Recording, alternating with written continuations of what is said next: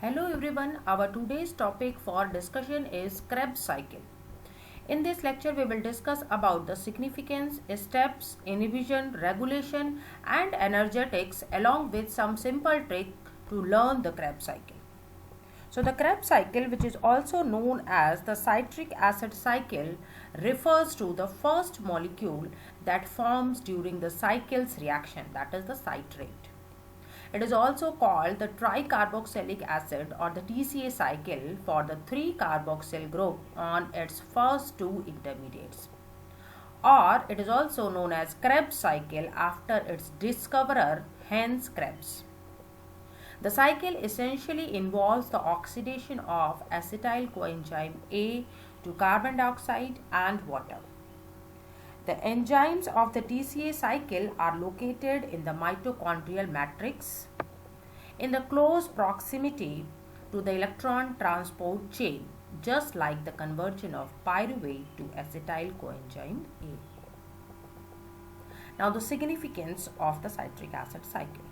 The citric acid cycle is the final common oxidative pathway for carbohydrates, fats and amino acids.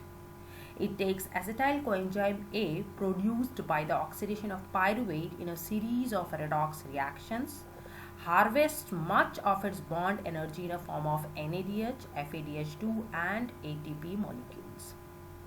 This cycle not only supplies energy but also provides many intermediates required for the synthesis of amino acids, glucose, heme, etc. It also provides intermediates for the synthesis of purine and pyrimidine nucleotides. So all these are the significance of the citric acid cycle. Now the linking step. As we all know that glycolysis is the first step of the cellular respiration. We have already discussed it in our previous lecture, and is a common to both aerobic and anaerobic organisms because it occurs in the absence of oxygen. The product of the glycolysis is pyruvate. This pyruvate is the product of the glycolysis, which is oxidized to acetyl coenzyme A, and it is acetyl coenzyme A that enters in the mitochondria and takes part in the Krebs cycle. There is the release of carbon dioxide, and thus the process is known as decarboxylation. There is the formation of acetate which binds with coenzyme A to form the acetyl coenzyme A. The NAD molecule is reduced to produce NADH. It takes place in the presence of the enzyme pyruvate dehydrogenase. This reaction is known as the connecting link between the glycolysis and the citric acid cycle. This acetyl coenzyme A is also an important intermediate in the lipid metabolism and the cholesterol biosynthesis. Now coming to the steps. The citric acid cycle is a closed loop. The last part of the pathway reforms the molecule used in the first step. The cycle includes the 8 steps. Step number 1, 2, 3, 4, 5, 6, 7 and 8. So the cycle includes 8 major steps. In the first step, this acetyl coenzyme A, which is a 2-carbon compound, 1 and 2. So this acetyl coenzyme A is a 2-carbon compound, joins with a 4-carbon compound, that is oxaloacetate. Oxaloacetate 1, 2, 3, 4. Oxaloacetate is a 4-carbon compound, and this will join with the acetyl coenzyme A, which is a 2-carbon compound, releasing the coenzyme A group and forming a 6-carbon compound molecule which is known as citrate. And this is the structure of the citrate, which contain 1, 2, 3, 4, 5 and 6 carbon.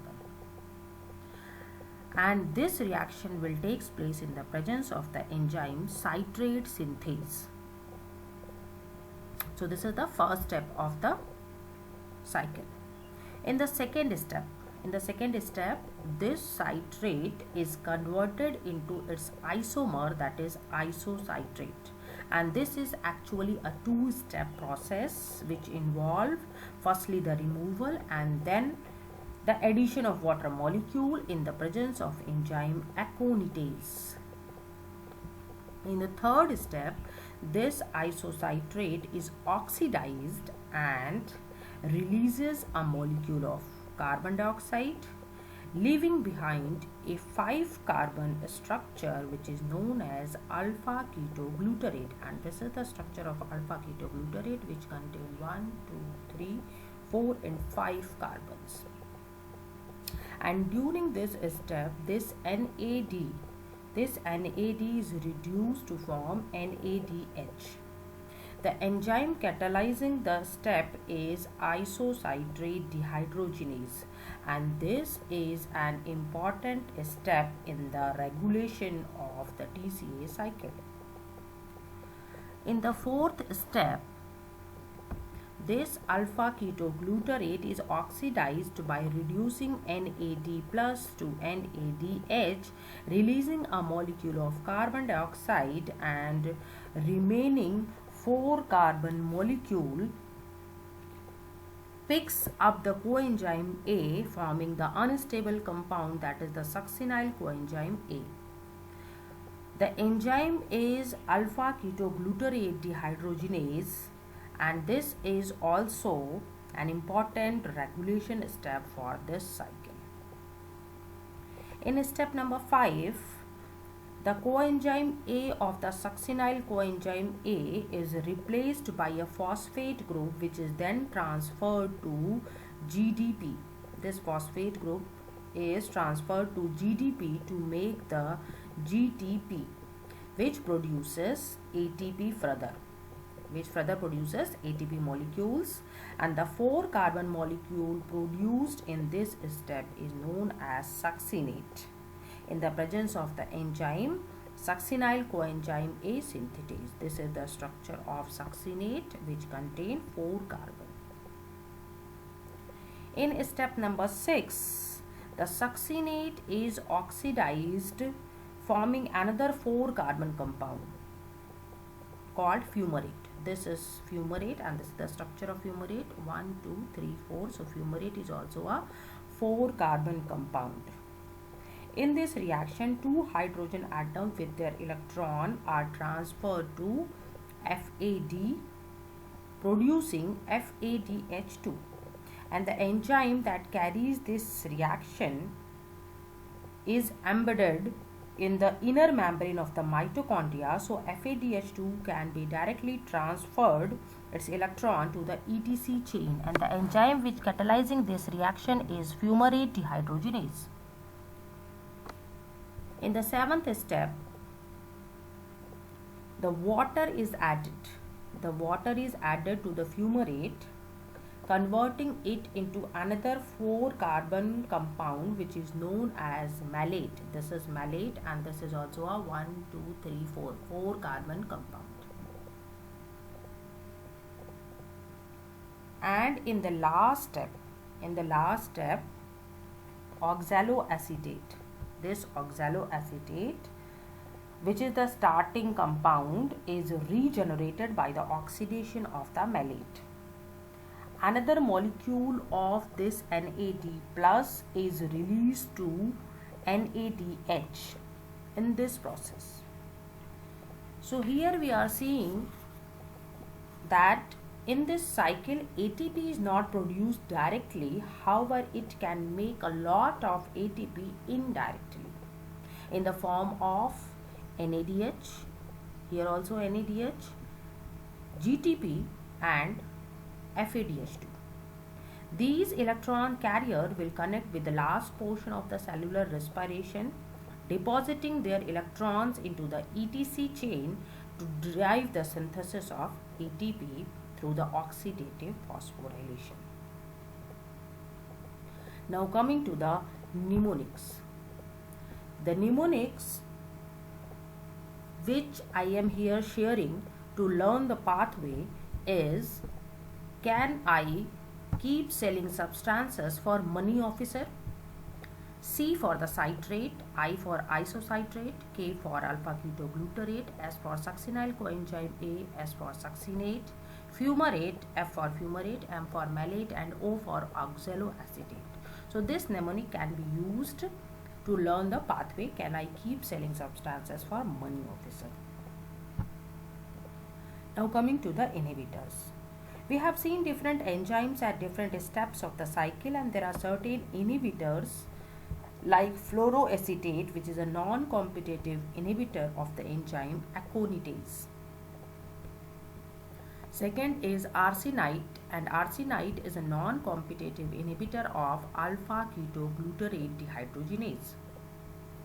And malonate, malonate is a competitive inhibitor for the succinate dehydrogenase. All these inhibitors can be asked in multiple choice question in different examinations. Now the regulation of the citric acid cycle. The first enzyme is the citrate synthase, and it is inhibited by ATP, NADH, acetyl coenzyme A, and the succinyl coenzyme A. The second enzyme is isocitrate dehydrogenase, and it is activated by ADP and inhibited by ATP and NADH. The third enzyme is the alpha ketoglutarate dehydrogenase, and it is also inhibited by succinyl coenzyme A and NADH. So these are the different regulatory steps of this cycle. Now coming to the energetics. We have already calculated the number of ATPs produced in the glycolysis pathway, and the net ATP synthesis in glycolysis in aerobic condition is 7. Now there is a production of 5 ATP at the pyruvate dehydrogenase step, that is the linking step of the glycolysis and citric acid cycle. There is production of 2 NADH molecule which goes to the EDC chain, and with oxidative phosphorylation it will produce 5 ATPs. Now in the citric acid cycle, isocitrate dehydrogenase step, 2 NADH is produced which also goes to the ETC chain, and with oxidative phosphorylation it will also produce 5 ATPs. At the step of alpha ketoglutarate dehydrogenase, it also produces 5 ATPs. At the step of succinate thiokinase, there is a substrate level of phosphorylation, there is a production of GTP, so there is production of 2 ATP. At the step of succinate dehydrogenase, there is a production of 2 FADH2 molecule which goes to the ETC chain, and with oxidative phosphorylation it will give 3 molecules of ATP. Malate, at the step of malate dehydrogenase, there is a production of 2 NADH which also goes to the ETC chain and oxidative phosphorylation, and with the help of oxidative phosphorylation it produces 5 ATP. Why it is written as 2 NADH and 2 FADH2, 2 NADH at all the places? Because we all know that there is a production of 2 pyruvate molecule from one glucose molecule. So at each step there is a production of 2 NADH, 2 NADH, 2 FADH2, 2 NADH. So total there is a production of 32 ATPs, that is the total ATP per mole of a glucose under aerobic condition is 32. So this is the energetics of the glycolysis citric acid pathway and the linking step between the glycolysis and the citric acid cycle. So this is all about the steps, the inhibitors, regulations, significance and the energetics of the Krebs cycle. If you like this video, please do subscribe my channel and do share with your friends. Thank you for your time.